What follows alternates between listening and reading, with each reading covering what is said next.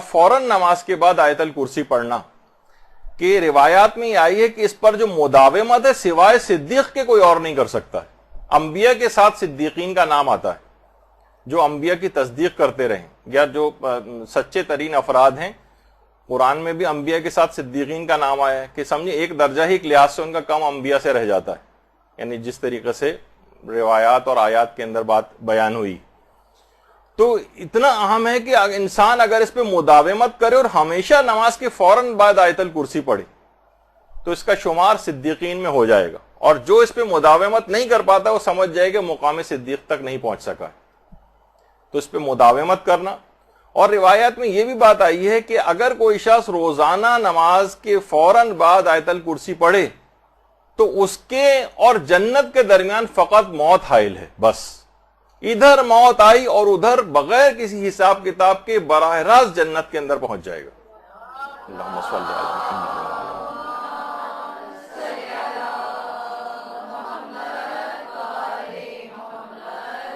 تو فوراً بعد فرماتے ہیں اسی ترتیب کے ساتھ اس کو کیا جائے. آیت اللہ شبیری زنجانی پہلے نمبر کے اوپر ہے آیت الکرسی. پھر دوسرے نمبر پہ فرماتے ہیں تسبیح حضرت زہرا سلام اللہ علیہ. اللہم صلی علی محمد.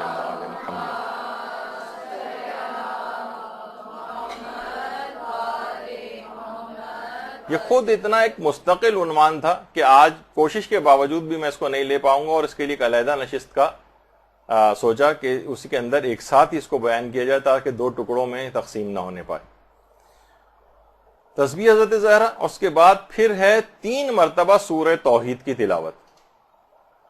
3 مرتبہ سورہ توحید. اس کے بعد ہے 3 مرتبہ درود. درود بھیجیے نا محمد علیہ وسلم.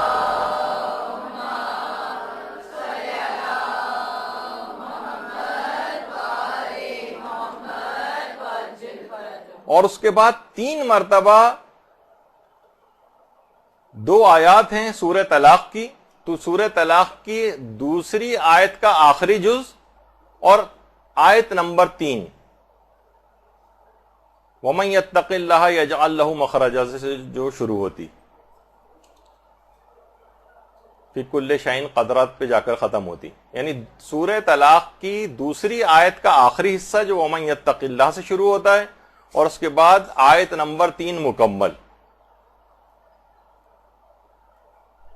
اچھا, یہ جو امام خمینی کا جو 5 نکاتی یہ دستور العمل ہے جو آیت اللہ شیخ حسن علی نخودکی اصفہانی نے تعلیم کیا تھا. اکثر لوگ ظاہر ہے جب اس کی زیادہ شہرت ہوئی تو لوگوں نے کہا کہ اس کی آتھینٹسٹی کیا ہے, کیسے پتہ چلے. تو سب سے پہلے دیکھیے بتا دی جائے کہ آیت اللہ شیخ حسن علی نخودکی اصفہانی اتنی عظیم شخصیت تھی کہ دیکھیے امام خمینی جیسا عارف ان کے پاس دستور العمل کے لیے جایا کرتا تھا. کہنے کسی نے آیت اللہ شیخ حسن علی نخودکی اصفہانی کو انتقال کے بعد خواب میں دیکھا. اچھا, مشہد میں امام رضا کے روضے کے احاطے میں اللہم صلی علی محمد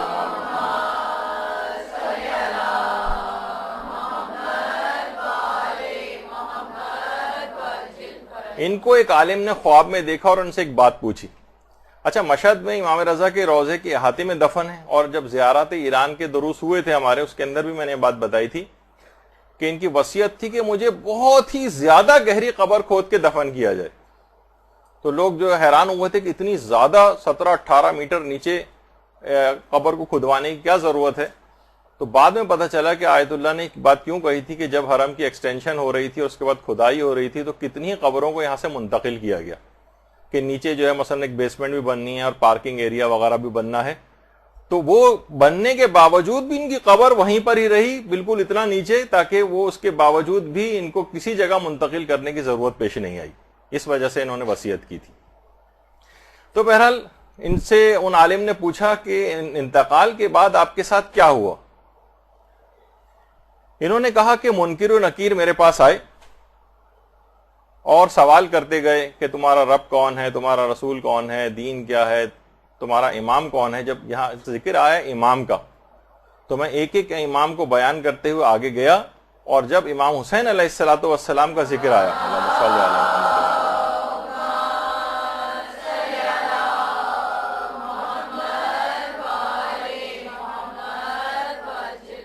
تو میں نے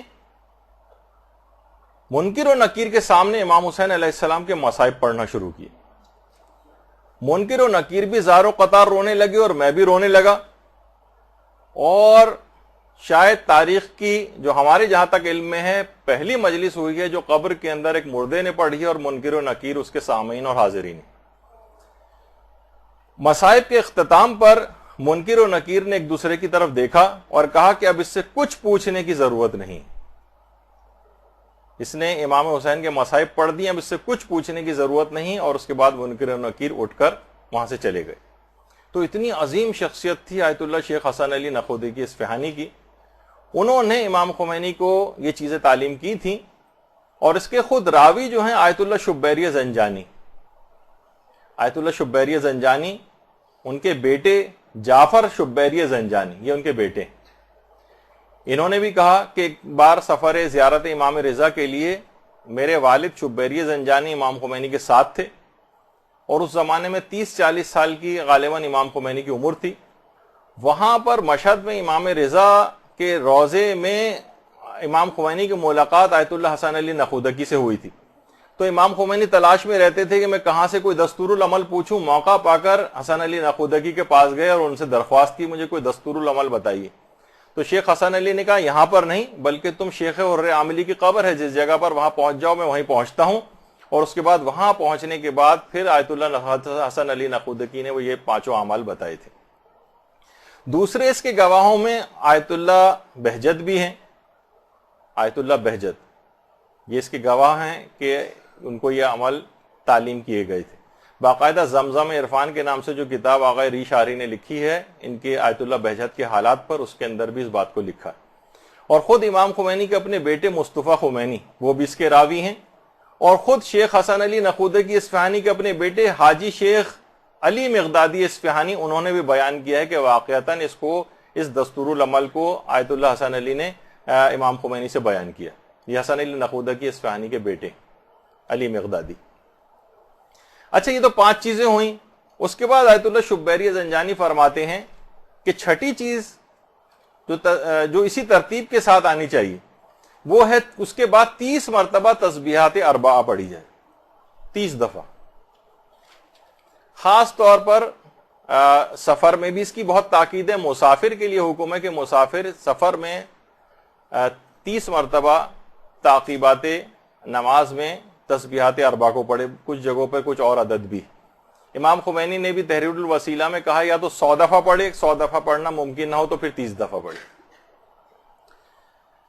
اچھا, پھر آیت اللہ شبیری زنجانی فرماتے ہیں 7واں عمل یہ کہ دعائے سلامتی امام زمانہ پڑھے. اللہم صلی علی محمد.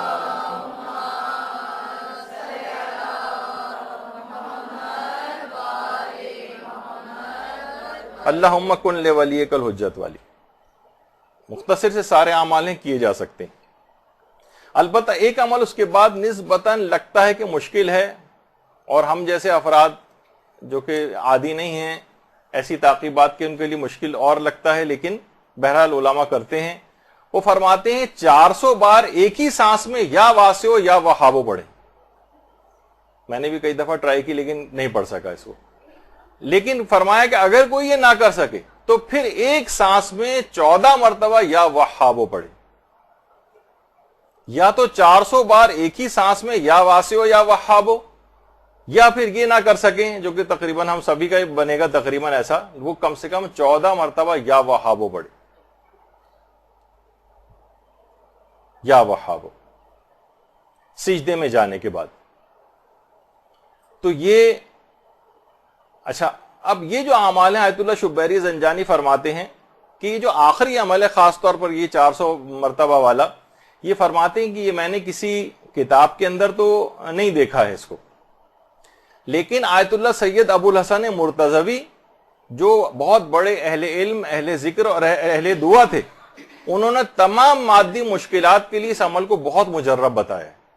کوشش کرے انسان اپنے اس کو بڑھانے کی, شروع میں بہت مشکل لگتا ہے, ہو سکتا ہے 50 کے بعد آپ کی سانس ٹوٹ جائے, لیکن بہت سارے لوگ آپ دیکھتے ہیں کہ اپنی صلاحیت میں اضافہ کرتے ہیں اور کوشش کر کے اس کو بڑھاتے ہوئے لے جائیں, یا متعدد سانس میں کرنے کی کوشش کریں, یا نہ کر سکیں تو کم سے کم 14 مرتبہ یا وہابو تو سجدے میں پڑھیں.